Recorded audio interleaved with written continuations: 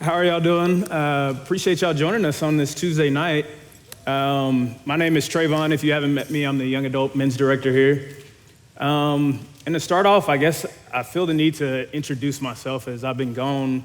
I haven't been on this stage in over a year, and I feel like it's important to let you know kind of where I've been.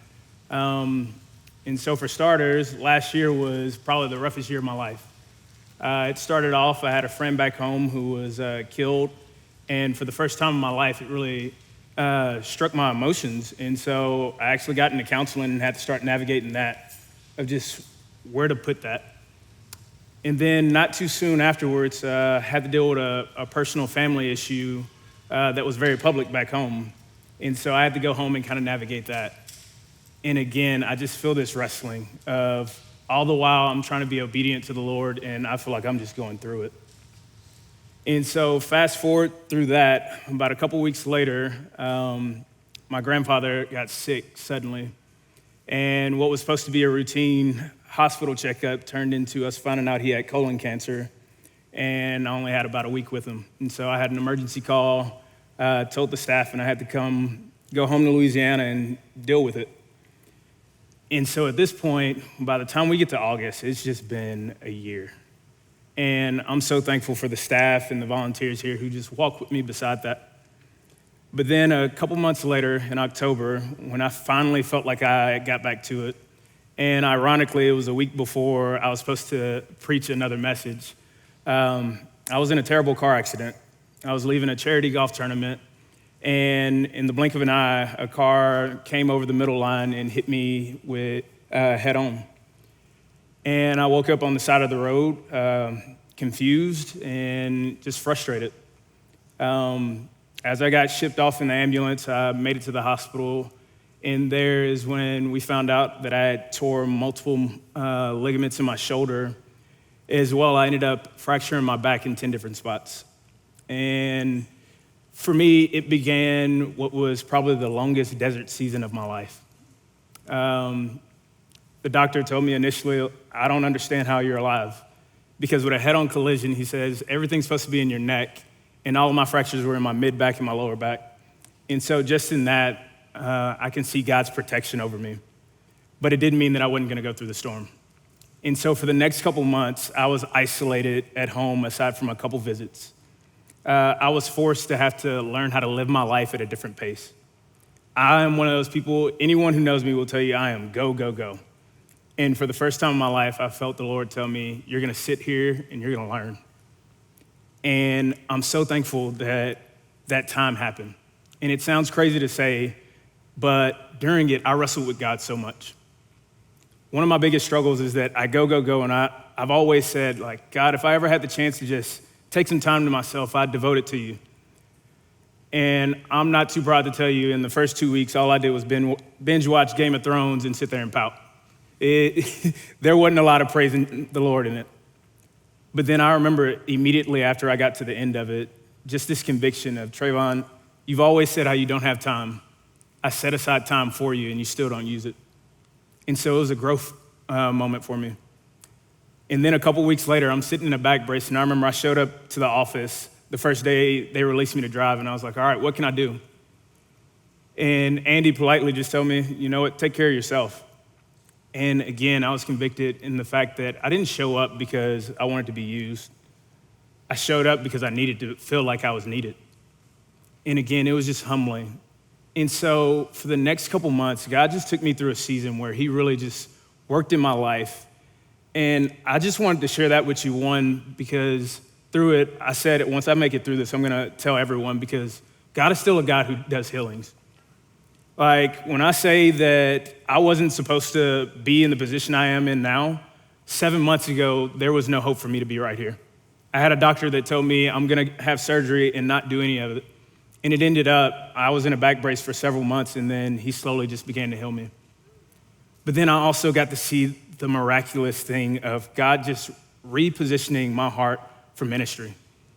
I've done it full time for the last 8 years, and I didn't know how much I needed rest to make this feel special again.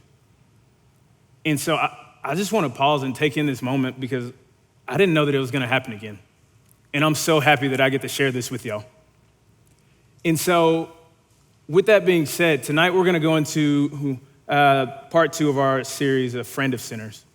And last week, Andy did an amazing job on just talking through Zacchaeus. He was the tax collector who he made his living off of taking advantage of others financially. And then we see in one encounter with Jesus, his entire life is transformed. We see him take that moment and just walk forward in forgiveness. He gives back more than half of what he took, and then he walks in this freedom. And so as I got the opportunity to just sit there, it was like, who am I gonna talk about? Who else is a friend of Jesus that was a sinner? And it's not hard, that's everyone. But to me, I immediately went to one of the disciples, and for me, I landed on Peter. And Peter is someone that I've always felt like I could relate to. Peter has a big mouth, doesn't know when to shut it. My mom will definitely tell you that's me. I talk before I act. But more than anything, we see that Peter gets to wrestle between being so spirit-led and sometimes being willing to do any and everything for God. And then other times, his mind can be so earthly that he is stuck right there, that he can't get past the moment. And we see this time and time again, and I can tell you that's been my life time and time again. And so we're gonna start off in Peter, and I just wanna set up the story of when we first see Jesus interact with Peter. And you can see this all throughout the Gospels. I don't wanna get you lost on where I'm about to paraphrase, so know that you can just turn to Matthew, Mark, Luke, or John and find this story. But we first see Peter whenever Jesus just gets done preaching. It's the first of his preaching ministry. And we see him walking beside the Sea of Galilee. And then we see Andrew and Simon, who is Peter, they're out fishing and they haven't caught anything. And they're professional fishermen. And then we see Jesus come up and interact with them. And he just simply, in the most polite way, says, "Cast out your net again." And this has to come off very weird for two professional fishermen. This is what they do for life. I can only imagine the thought that they had of like, here's this guy just trying to tell us what to do. I do this every day and we haven't caught anything. This isn't even the time in which we can catch fish. What does he know? And then they throw back out their net and it says it was so overwhelming that they had to get help just to pull it back in. And after that, we see just the most simple invitation: come and follow me. He says, I will make you fisher of men. And at once they drop their nets and follow. And although that sounds all great, if I'm being honest, the way that I read the text, I always put myself in the position of the person who's responding. And I'm just thinking, if this is my full-time job, I just met this dude less than 5 minutes ago, and he gave me 2 sentences. I ain't quitting my job. That's just me. I'm not quitting my job. But we see Peter's faithfulness already. When he didn't even know what was ahead, he just drops everything and follows Jesus. And then we get a little bit down the road, we see Peter gets to witness multiple miracles. He experiences many sermons that Jesus does live and in front of him. And we see him praise multiple times. We also see Peter rebuke multiple times. And that's what stands out. Peter is up and down. You're gonna see it so much in his story. But Peter is a man of passion. He lets his emotions drive him, and he's just impulsive. Once he feels something, if he's got it on his mind, he's gonna do it. And so if we fast forward through a little bit of the gospel, we see right after Jesus fed the 5,000, he sends the disciples out in the boat. And he tells them, go ahead, I'm gonna basically finish with the crowd. And then it says it's late in the night, and then Jesus, well, he doesn't have a boat, so naturally he just walks on water. He just walks on across. And it says the disciples are in the boat, and they are sitting there, and all of a sudden they see this shadow. And they're like, oh my gosh, it's a ghost. And then just in that, someone acknowledges, no, that's Jesus. And then one of the most miraculous things happens. Again, Peter is someone who is driven by passion, and he sees it, and he just jumps at the moment. Lord, if that's you, call me to you. Can we pause right there? No one has ever walked on water. I don't know why Peter invited himself to do it. Again, in my mind, I'm like, you setting yourself up for failure. But we see in this moment that Jesus actually says, all right, come. And out of his faithfulness, his obedience, he walks on water. And this is incredible because he is the only man that we ever see do this. But immediately, as we see just this divine moment, we also see so quickly the wind blows, the waves go, and it says Peter began to doubt, and he falls, and the Lord grabs him, and he rebukes him then. Oh, you of little faith, why did you doubt? And again, I'm just inserting myself here, but if I'm the only one that got out the boat and tried, I think you should be talking to the other 11 over here, not just me. That's just, again, I'm like, Peter takes it quite a bit for being the one that stands out. But in that moment, again, he gets to experience something so divine simply because he's obedient. And then later on, we see Jesus is explaining a parable to the disciples. And let's be honest, none of them got it. If you look at the context of it, it says all of them were lost. And so Peter's the only one who's willing to just raise his hand like, can you explain it? Like, I don't get it. And again, there's something with the relationship of Jesus and Peter, because we see him again just kind of throw it at Peter of like, are you still so dull? Do you still not get it? And again, I'm just thinking, Peter's the only one that even had the guts to speak up, and yet he's rebuked again. Then you fast forward just a little bit more, and we see after a conversation with the Pharisees and Sadducees, Jesus asked the disciples, who do people say the Son of Man is? And he lets them answer. And then he reiterates and says, who do you say I am? And don't miss it, because this is one of the most divine moments we see. And it's Peter says, you are the Messiah, the Son of the living God. Peter is the first person to proclaim Jesus as the Messiah. And even in it, Jesus acknowledges how divine this moment is. He said, blessed are you, Peter, for this was not revealed to you by man, but by my Father in heaven. I tell you, you are Peter, and on this rock I will build my church, and the gates of Hades will not overcome it. Imagine if you were the first person after hundreds and thousands of years of them saying the Messiah is going to come. You're the first one that actually, out of divine intervention with the Father, you see it in front of you. You get to acknowledge it. That's Peter.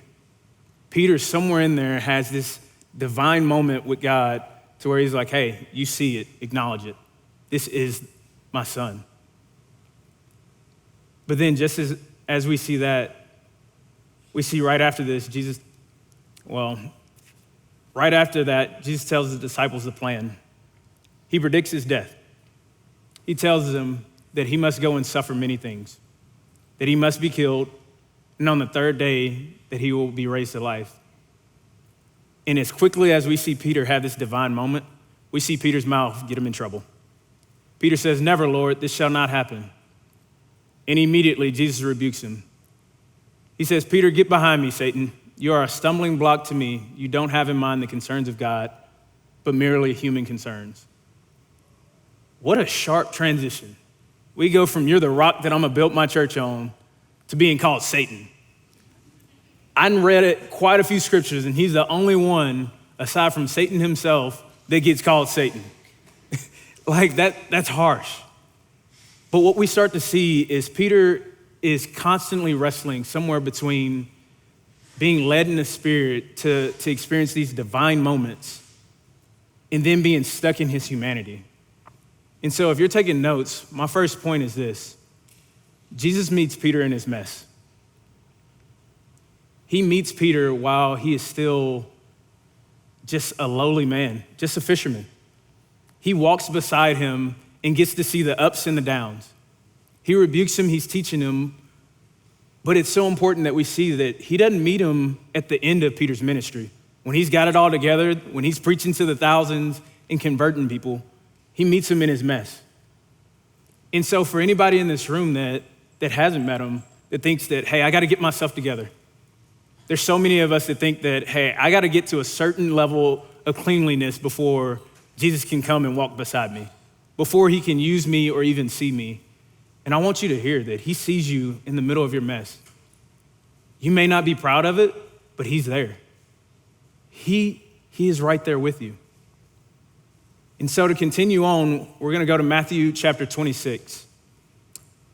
And right now, the Last Supper has taken place. And the betrayal was just mentioned of what Judas will do. And I think it's so crazy that they all question, who? Surely not me. None of the disciples could see themselves betraying Jesus.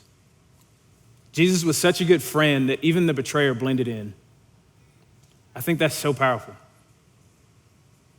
Because we have not only Judas who's gonna betray him, but we also have Peter who's gonna deny him.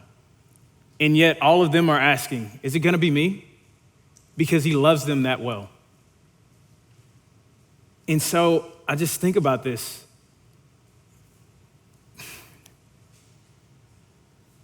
Where do we sit? Like, again, he loves the worst of us just as much as he loves the most faithful. You don't see any difference in the relationship. That's something to latch on to. So if we fast forward through towards a little bit of the end of Matthew chapter 26, we get to verse 31. And this is where we begin to see the story unfold. It says, then Jesus told them, this very night you will all fall away on account of me, for it is written, I will strike the shepherd and the sheep of the flock will be scattered. But after I have risen, I will go ahead of you into Galilee. And then again, Peter, his mouth is always ahead of him. He replied, even if all fall away on account of you, I never will. He's telling this to Jesus who just said, hey, you're gonna deny me.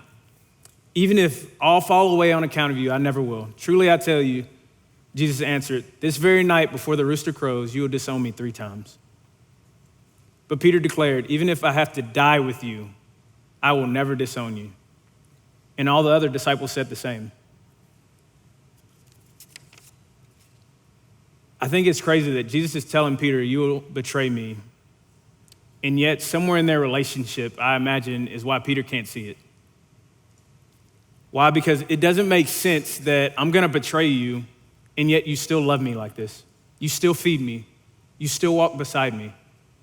It doesn't make sense to keep me still in this inner circle and so close.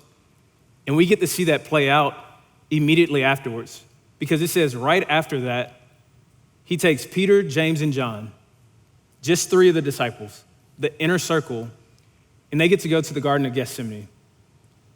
And this is in the moments leading up to Jesus about to be crucified. And Jesus tells them, sit here and pray. My soul is overwhelmed with sorrow to the point of death.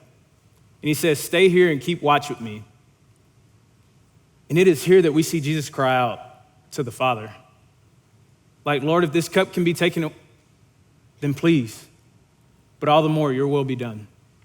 This is a very intimate moment with Jesus. That even though he says, Peter, you're gonna betray me, I'm still gonna bring you. I'm still gonna have you right here. You're still my right-hand man. I think that just speaks so much to the relationship that Jesus walks beside someone that is still in their mess. And so as we get to verse 40, I think something stands out. Because he tells them, stay up and stay watch. But then he goes to the 3 and they're sleeping. And here Jesus rebukes Peter specifically. And he says, can't you stay up even for just 1 hour? And then what comes afterwards, I feel like is such a sharp warning that all of us can take in any situation of life. And that's in verse 41. It says, watch and pray so that you will not fall into temptation. The spirit is willing, but the flesh is weak. The spirit is willing, but the flesh is weak. One of my commentaries says that the temptation is to be unfaithful in the face of threatening circumstances confronting them. It's another warning that the spirit is willing, but the flesh is weak. He's warning him, pray, because Peter, I've seen your spirit. It's strong. I've seen that you and your best can experience the divine, but I've also seen that when your flesh gets in the way, you are nothing more than mere human. I have seen that when your flesh is in the way, the battles that are in front of you, you will falter. He's telling them. And so I think it's just crazy that in the face of threats, he's already warned them, you're gonna fail. And so as we continue on in the story, we see that now Judas is coming. After Jesus addresses the disciples for falling asleep 3 times, he says, hey, the moment has come. Get up, the moment is here. There's no more time. And then as we see Judas approach with some of the armed soldiers to give Jesus away, we get to verse 50 and it says, Jesus replied, do what you came for, friend. That's a whole nother sermon.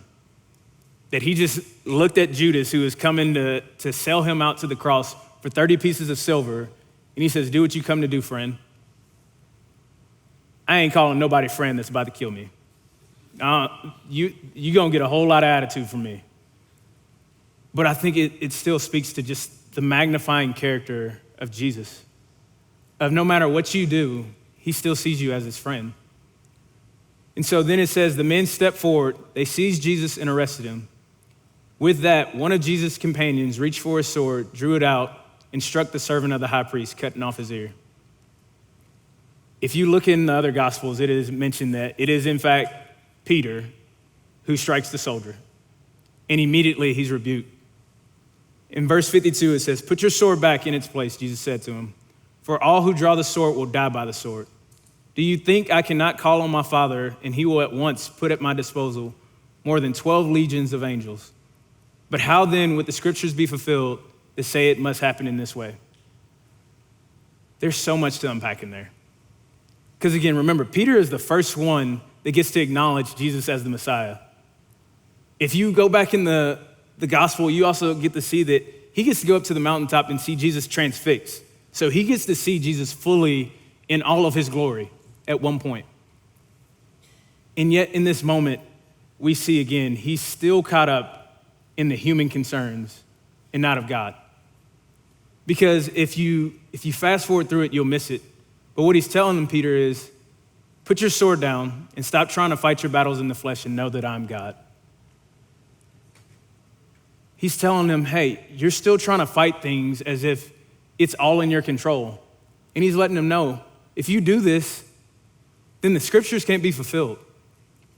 I think another way of saying that is, he's looking Peter dead in the eye and saying, if I don't do this, then who's gonna save you, Peter? Who's gonna save you? Because I've told you you're gonna turn your back on me. And if I don't meet this moment, then who's gonna do it for you? You need this death too. And that's such a powerful moment, because I think the biggest conflict with Peter is he has to be humble. If you look throughout his ministry early on, you see that he has this conflict of, he sees the way that he can meet the needs of everything. He sees how the Savior is gonna be this powerful figure, and he sees all the earthly things of how he's gonna raise his kingdom, but he fails to ever see the bigger picture that God has.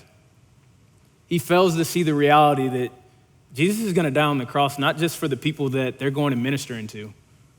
He's gonna do it for the sinner that Peter is too. And it's crazy. And so as we get to the end of that, in verse 56, it says that as he was led away, all the disciples did in fact desert him and flee. They all left Jesus just as he predicted. And so when we pick back up in verse 69, it says, now Peter was sitting out in the courtyard, and a servant girl came to him, and we finally meet the moment. The girl says, you also were with Jesus of Galilee, she said. But he immediately denied it before them all. I don't know what you're talking about, he said. That's one. And then he went out to the gateway. I imagine to get away from the little girl who was just pointing at him like, I'm pretty sure that's him. And what does he find? Another servant girl who saw him and said to the people, this fellow was with Jesus of Nazareth. And again, he denied it, this time with an oath.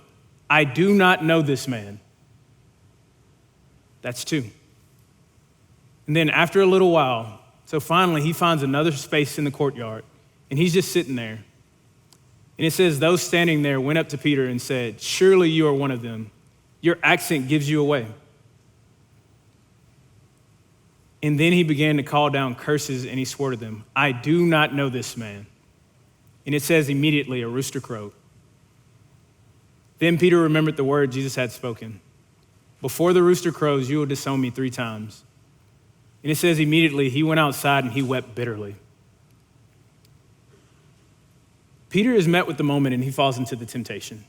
Although he's given multiple warnings, and I think that's something that we can look at in our own lives. If someone keeps warning you of something, you might want to pay attention. They might see something that you don't see. Jesus was showing Peter a blind spot, and he kept ignoring it. And when the moment came, he fell right into the temptation. But I think, again, this message is about Jesus as the friend of sinners. And so what we do see is Jesus walked beside Peter as a friend, knowing who Peter was. He walked beside him as a friend, knowing what Peter would do. He chose Peter knowing he would fall short. Again, he's fully man and fully God. He already knew all this about Peter. And when you know it, he still chose him as a friend. He still chose him to be in that inner circle. And so if you're taking notes, my next point is this. Jesus sees Peter beyond just his current circumstances. Jesus sees Peter beyond his current circumstances. You see that moment where Peter denies him, if we jump over to a different gospel, we go to Luke chapter 22, verse 61. It says that after the final denial, the Lord looked at Peter, and after the rooster crowed, so I imagine, what look did Peter see? At the third denial, it says he locked eyes with Jesus. What did he see? Because I know the look I would have gave him. I would have gave him some nasty grin of like, man, I told you were going to do this. And then you still did it. I wouldn't have had any compassion. If I'm being honest with my humanity, I knew you were going to betray me. I gave you the warning, the chance to fix it, and you still did it. But then I want you to think again of what look do you think Peter was actually given? Because if we look at the character of God, we have to know that there is some compassion. I think the image that you have of Jesus in this moment speaks to what you see in your own failures. So what do you think Peter saw? What do you see when you mess up? Do you see the face of somebody who is compassionate and loving, that is still welcoming you in? Or do you see the face of somebody who's just shaking their head, nothing but shame and saying, I knew you failed me. Why did we even get here? And so again, I just imagine that the honest look was something of compassion, of really a charge of saying, Peter, buckle up, because you got this. And the reason I say that is, again, if you look in Luke chapter 22, and we go backwards a little bit to verse 31 and 32. And this is the same story that we see take place in Matthew, where Jesus tells Peter he will deny him. But the details are a little bit different in Luke's gospel. It says, Simon, Simon, Satan has asked to sift all of you out as wheat. But I have prayed for you, Simon, that your faith may not fail. And when you have turned back, strengthen your brothers. In this one, when he tells him he's going to deny him, it looks so different. Jesus knew who Satan was going after, as he is fully God and fully man, and he prayed over the moment before it happened. He prayed for Peter. He didn't begin to get angry or fueled. He prayed for him because he knew what was to come. He knew that Peter had to be humbled to change, so the trial had to come. How many of you know, some of us, we have to go through some things or we're never going to change? I don't know about you, but there's certain things that I kept falling to, and until I had to pay the consequence or really realize where I was, it was never going to change. Peter is stuck in this mentality of, I can fix it. I can be in control. God, if you just let me do me, then we can work it out. We see him constantly even rebuking Jesus of telling him, hey, you don't have to die. We got this. And so in this moment, I think it's as simple as that. Peter had to be humbled to change. Sometimes the trial is sent just to humble us. But I think what stands out is this. Satan had to ask permission. Satan had to ask permission. So have hope that anything you're going through, it's already been brought before God. Because Satan cannot work without permission. Satan himself had to ask.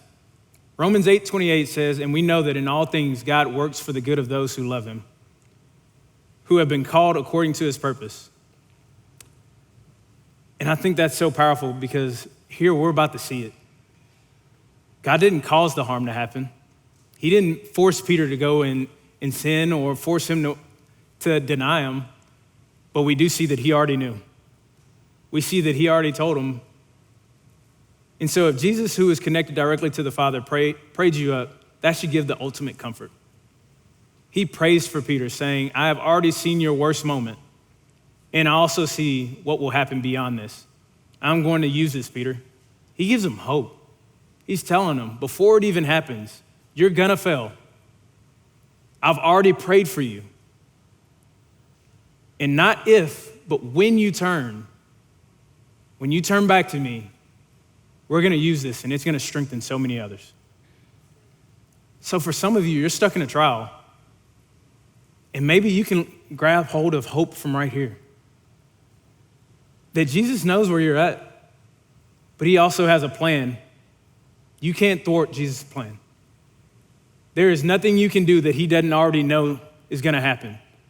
And so trust that even though you've messed up in that moment, there's a bigger plan in the same way that he tells Peter, we're gonna use this.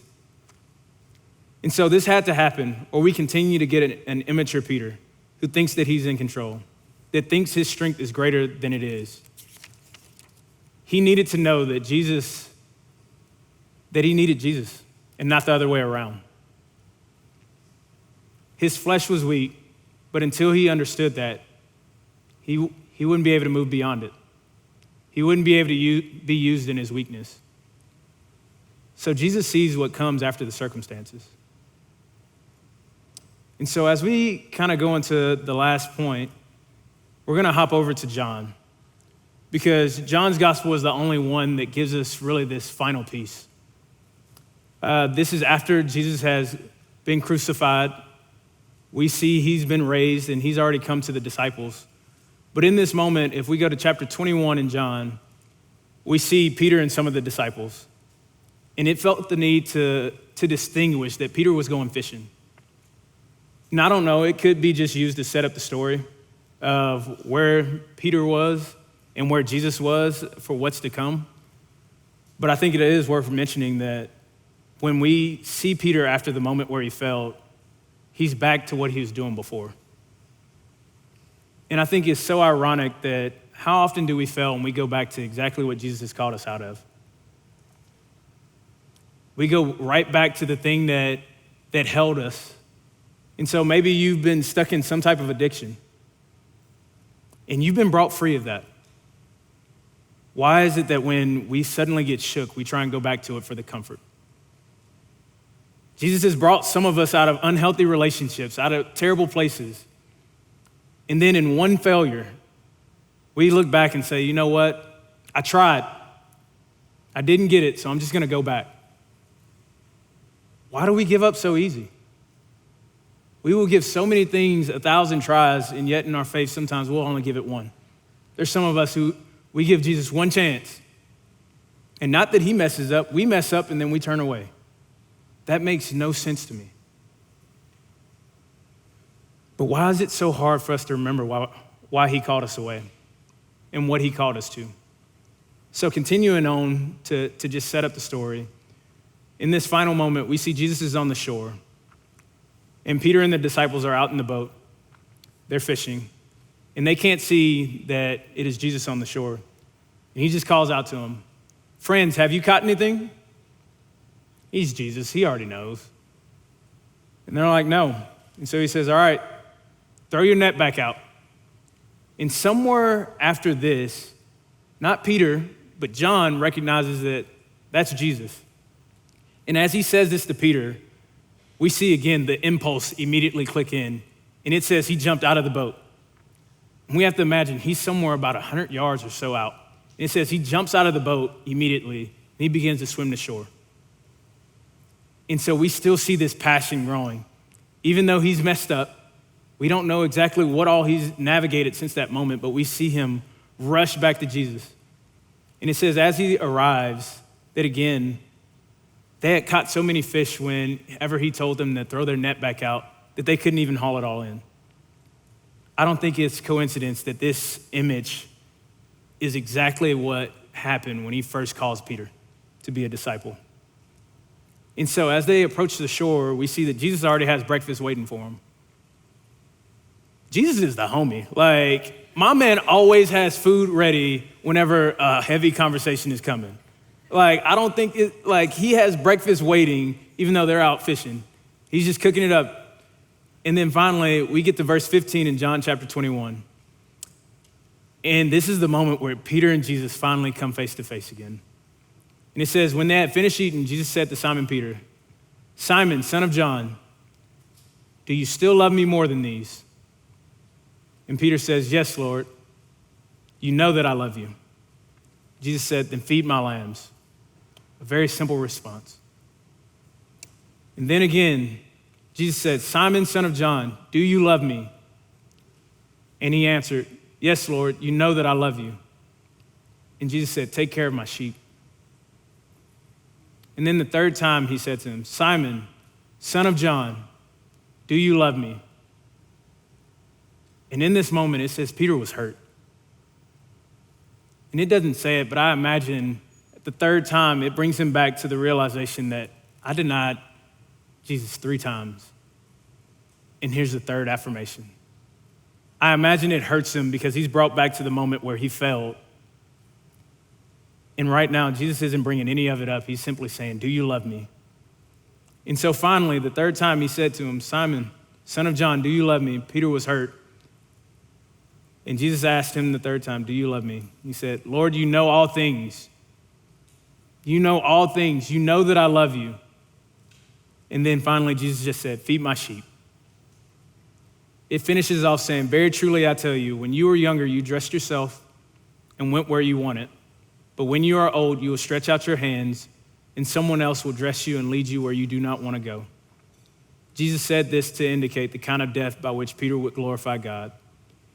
And then he simply said to him, "Follow me."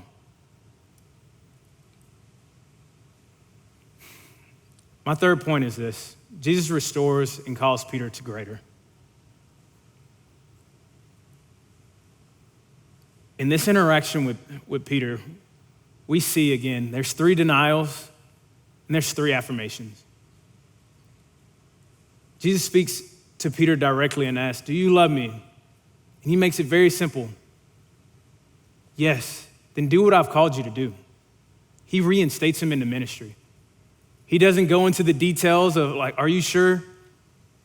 Hey, we need to do this process to get you back." He doesn't loathe it over his head. He simply gives him the call. Go and do what I've called you to do. Do you love me? Yes. Then step into what I have for you. Don't sit here in this shame. Step into what I have called you to. Do you love me? Yes. Then go and grow my kingdom.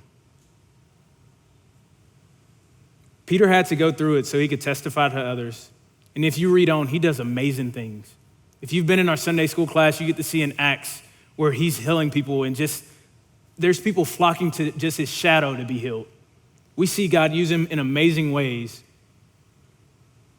But what if Peter had been left in shame of being seen by his worst moment? The denial. Thank God that Jesus forgives. That he tells him, like, "Hey, I forgive you, now walk in freedom." This passage gives me so much hope because it lets me know that although I may fail, with a repentant heart, similar to what Peter has, there's still hope for me. That Jesus isn't gonna hold it over your head, but that he's looking at you just saying, "Hey, come back to me. Turn back, and the plan will still happen. I have so much more waiting for you.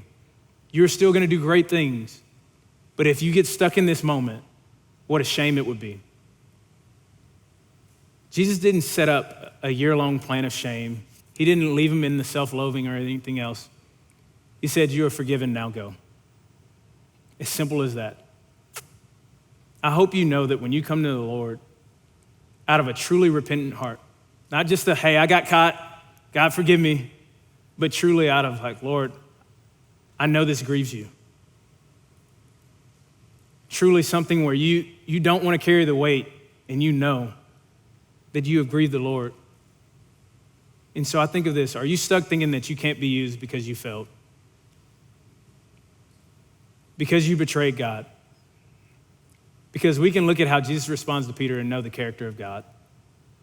We can see that it's compassion, it's love. We see the repentant heart of Peter, and then we see the call to more. And so maybe you've turned and maybe you shame God in your own thoughts. Will you run back to what you know? Or will you turn back to the Lord and trust his character and plan? You see, what we don't see is Jesus just glaze over the sin.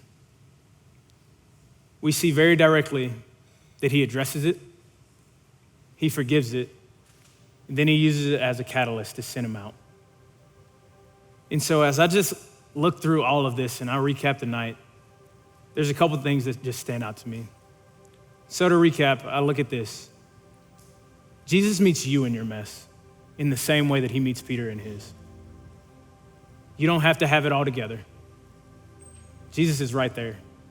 He's given you the invitation to walk beside him no matter where you are.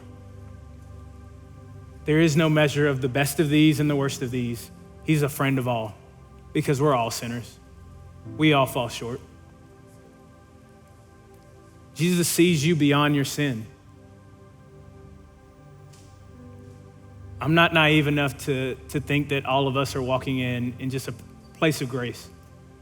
We all have some struggling sin that's just in front of us, that we're just wrestling with, and we just think that, you know what, like God sees me here. There's no way he's gonna use me. And I want you to know he sees you beyond just where you are right now. He is the Almighty. He is all-knowing. He doesn't just see you for where you are right now, but he sees for where he can take you. If you're just willing to go to him, to walk beside him and submit to him. And finally, Jesus restores and calls you to something greater. If you are stuck in that sin, know that there's redemption for you. That's the hope of the gospel in itself, is that he died for us while we were still sinners, every single one of us. But then there's hope in that because he died on the cross, that we can repent, we can be restored, and we can be used to go out and do something so much greater. So what do we do with this? I just have two things for you. First, ask yourself, what failure are you holding on to that God is ready to redeem? Many of us have something that we're just sitting with. We have something that we're like, you know what, it's too big. And whether you see it in Peter, whether you see it in Zacchaeus, or so many other characters in here, just know that he's ready to redeem you. There is forgiveness for the shortcomings, but you have to bring it to him. You have to give it over to him. And the final thing is, it's real simple.